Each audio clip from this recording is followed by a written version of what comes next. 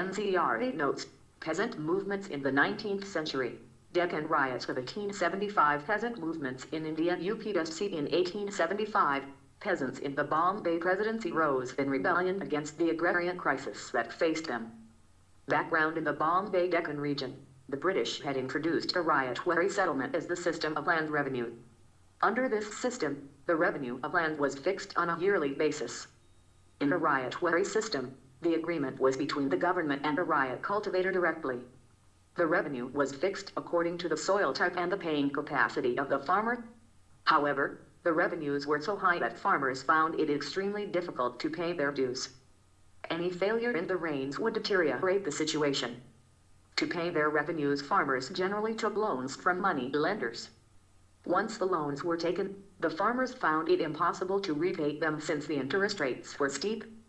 Peasant indebtedness became a serious problem in the rural areas. In 1861, civil war broke out in the USA. USA was the largest supplier of cotton to Britain. Once the Civil War broke out, the demand for cotton from India became high, and this led to a surge in cotton cultivation in India, and there was a period of boom then. However, once the war in America ended, cotton demand sunk, and this affected the farmers adversely. The money lenders, who during the time of the Civil War were generous with their loans, once again refused the farmers' loans. This infuriated the farmers because they were completely dependent on the money lenders, who were insensitive to their plight.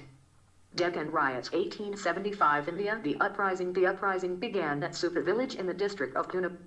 In 1875, farmers attacked a marketplace where many money lenders lived. They burnt the count books and looted grain shops.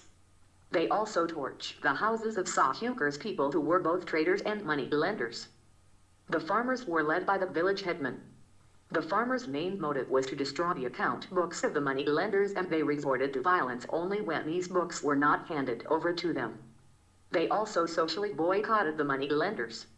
The movement continued for 2 months and spread to over 30 villages. The movement also got support from the Pune Sardanic Sabha co-founded by M.G. Renate. It took several months for the police to restore order in the countryside.